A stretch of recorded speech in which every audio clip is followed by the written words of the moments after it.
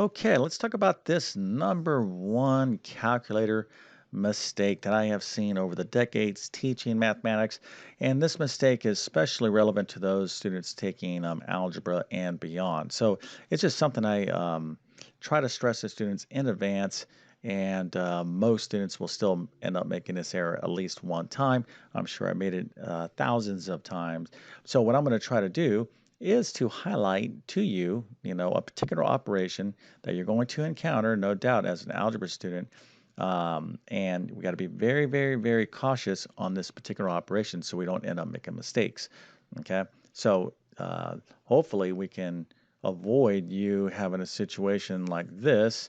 And that's what I try to do. These videos that I highlight on common errors, common mistakes, is so you can learn in advance not to make this mistake. Okay, learn from me, all right? Just trust me on this stuff. So if you can kind of even remember this somewhat of the time, you're going to be in a much better position with your math grades for sure. Remember, a calculator is a wonderful tool, an absolutely essential tool, but you need to know math in order to use your calculator correctly. Yes, of course, you can do basic addition, subtraction, multiplication, division without messing up for the most part, okay, basic operations. But we're doing more sophisticated calculator operations, which you do need, okay, for sure, in more advanced math, again, algebra or beyond. We got to know math. A calculator is not a substitute for not knowing math, okay? So I'm going to get into this particular operation here in a second, but first, let me go ahead and quickly introduce myself. My name is John. I am the founder of TabletClass Math. I'm also a middle and high school math teacher, and over many years, I've constructed what I like to believe is one of the most robust, comprehensive, best online video-based math programs there is. Of course, I'm going to let you be the judge of that if you want to check that out. The link is in the description of this video. But the one thing that I do in my math program, and by the way, this is for those of you that need to take either a full math course or need help with the course that you're currently in, is I teach you, first of all, I give you full, complete lessons far beyond what I do on video, on YouTube videos, but I show you how to solve thousands of problems. Okay, show you, I have, videos on thousands of solutions of problems. Okay, so there's nothing more frustrating than, given a problem, whether it's your homework and then just getting some basic answer key, and you're like, well, how was that problem solved? Well, in my program, I show you how to do every single problem. Okay, so very, very powerful. It's taken me many years to construct. Again, I'm going to leave a link to that in the description of this video. Also, as a math teacher, I just can't help to stress the importance of note taking. If your notes are not exceptional, you need to start working towards them being outstanding. Okay, as a trend that I've seen over the years, there's just absolute concrete rule of mathematics. Those students who have great math notes generally have great math grades, and those students who don't have math notes or sloppy math notes, disorganized math notes, you can kind of figure it out for yourself, right? Your grades are not going to be what you're going to want them to be. But take a look at your notes. If they're not that well, strong, well done, you need to work on that. Okay. But in the meantime, I actually have notes, very, very comprehensive, detailed notes for you. If you want to check those out, I'm going to leave a link to them in the description of this video. So that would include pre-algebra, algebra 1, geometry, algebra 2, and trigonometry. Okay. So let's get into this calculator mistake. And let's look at a situation like this. Okay. So we have an equation, x to the 5 halves equals 3. Okay, this is a very specific type of problem. Okay, it's not a quadratic equation like x squared equals 16 where we just take the square root of both sides, right? This is kind of a rational root problem. Okay, so where the exponent is a rational root. So um, if you don't know how to solve this problem, and if you're taking algebra or beyond, then you need to know how to solve this problem. But let's just quickly go through this and talk about the solution to this particular problem. Okay, so I have x to the 5 halves. If I want to solve this, I want really x equals, right? Well, that's when when we think about solving an equation, we want to just get x to whatever to just x to the first, or x by itself. So when we say, oh, x equals this, whatever the number here is our solution. but x by itself is really x to the first, right? So that's what we want. So I'm thinking, okay, I want an x to the first power, but I have x to the 5/2 power. So what could I do here in this situation to get to x to the first? Well, how about I take this power and I um, take this to the 2/5. Okay, so let me just do this over here. If I have x to the 5/2 and I take that to the 2/5, there's a property of exponents. Okay, if I have x squared cubed, okay, like this, that's equal to x to the 6th power. So this outside exponent, we just distribute to this inside exponent like this. Okay, this is a property. It's really a to the m to the n is equal to a to the m times n. Okay, this is a power of exponents. All right, hopefully you know this.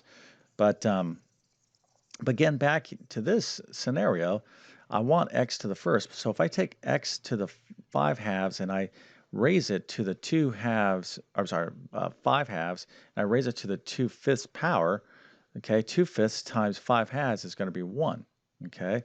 So this is going to be equal to x to the first, all right? So you see what's going on here? So if I take this power and I raise it to the reciprocal of that power, okay, that exponent, I'm going to get what I want. However, when I do that in algebra, whatever you do to one side of the equation, you got to do to the other side. So I have to take this 3 and also raise it to the 2/5 power, okay?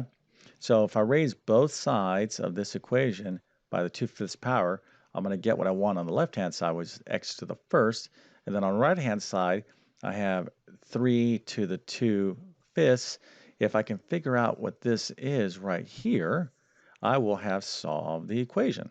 Okay, so this is the solution to this particular equation. All right, so we started off with x to the 5/2 power is equal to 3. That was our, whoops, let me draw that a little better. This was our original problem. And we just talked about how this would be the solution to that problem. Now, here's the deal though, right? So if you wrote this out, on your paper, you'd be like, okay, your teacher would be, that's pretty good, but I need you to now evaluate this in your calculator. Okay, give me the actual number. Okay, so go into your calculator, and give me that value. All right, and now this is where we are going to see problems with a lot of students. Okay, so we got 3 to the 2/5, right? So 3 to the 2/5, we need to figure out what specific value that is in the calculator. So here is our 3 to the 2/5. So we're going to get our trusty calculator out, and we're like, okay, 3 to 2/5, let's go and plug this in, right? So I'm going to plug in 3, type 3 on my calculator, and then I need a power situation, right? So like if you're going to do 2 cubed, okay, you would go 2, and then you would use one of these keys. It's either, this one's probably the most common. This is called a caret key. It's like an upside down V. This allows us to plug in an exponent. Okay, so we'll plug in our base. We do this key, or y to the x key is very common as well. It's going to be one or two of these buttons, all right? Typically this little caret button. So we got to plug that guy in, and then here I would plug in. So for example, this would be like so, right? So if I do 2 caret 3, that would be 2 cubed. I hit enter, and you should have an 8. So actually, if you have your calculator out, you should just kind of make sure what function you have, what button you have on your calculator. So it's probably going to be this caret key, but it could be this y to the x key like that as well. Okay, so that's how we do powers. Let's go back to this particular problem though. Okay, so I want to do 3 to the 2/5 power. So I'm like, okay, so I'm going to plug in 3. I'll do my little caret key, and then I'll put in 2/5. So that's 2 divided by 5. Okay, so I'm just the 3 to the 2/5 power. That's 3. Here's my exponent, 2 divided by 5. That's 2/5. It's equals, and guess what you're going to get? You're going to get wrong, wrong, wrong, wrong, wrong, like this. And then you're going to be like, why is that? And you're going to be like this. Anyways, so this is what I'm going to try to eliminate for you. all right? This is very natural to plug this into your calculator this way. Okay, it's natural to think that. But here is what you just did. If we just plug this in, what you actually did was this. Okay, you went 3, this part right here. Okay, what you just did right here, you're saying 3, take 3 to the second power, and then divide that by 5. This is what you just calculated. Okay, 3 squared over 5. Okay, you did not do this. Okay, this is a completely different than this. Very, very deceiving. Okay, so if you made this error, I'm not knocking you because I'm like, yeah, no, that's a kind of subtle type of thing. So in order to not make this, we have to be very specific, okay, about this being our exponent, okay? And how can we do that? How can we say, hey, this is our complete exponent, not just this 2? Well, we have to use grouping symbols. We want to like put these in parentheses, okay? Put these in a group. And how can we do that? Well, we can use parentheses right there. So we would go 3. Here, let's just do it this way like so. We put in a 3, okay, we do our little caret key, boop, and then we plug in the open parentheses, and then we could do our 2 divided by 5, then end parentheses, okay, then we hit equal, the equal sign, and we'll get the right answer because this is stating this is our exponent, okay. Now, you might have been like, oh yeah, I would have done that, I would have plugged these in, but I'm telling you right now, I've seen the best of math students make this mistake. It's just super, super common, and typically 50% of the people, once they make this mistake, and I go like this, and I take off, I get my little nasty math red pen out there, and I'm like, take these points out. Generally, those students are paying attention. Will learn and be like, oh, I'm not going to make that mistake again. But typically, they'll make it again, maybe once or more, twice, 2, 3 more times until they finally get it. But a lot of students continue to make that mistake. Okay, so let's just take a look at this. If you did this right, 3 to the 2/5 power, okay, is approximately 1.551. Okay, this continues to go on, but this would be the right answer. But if you did 3 squared divided by 5, or 9 divided by 5, that is 1.81. Okay, so again, on a test, I would say, half the people at least would give me this answer, and I would just, again, have to take some points off and explain, hey, don't do that. Okay, got to use parentheses, right?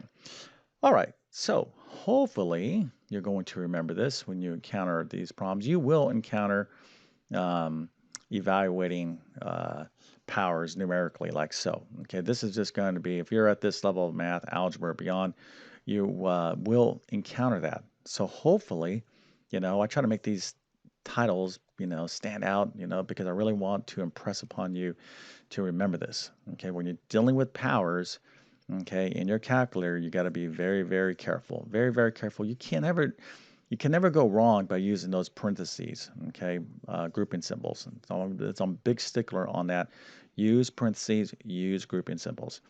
Okay, so if you think this video has helped you out in some way, I certainly would appreciate you helping me out by smashing that like button. Also, if you're new to my YouTube channel, hopefully you'll consider subscribing. If you like my teaching style, I already have hundreds and hundreds of videos organized in various playlists there to help you out. Okay, of course, I love teaching math, and I'm posting new stuff all the time. But if you want my best resources, just follow the links in the description of this video. Okay, so with that being said, I definitely wish you all the best in your mathematics adventures. Thank you for your time, and have a great day.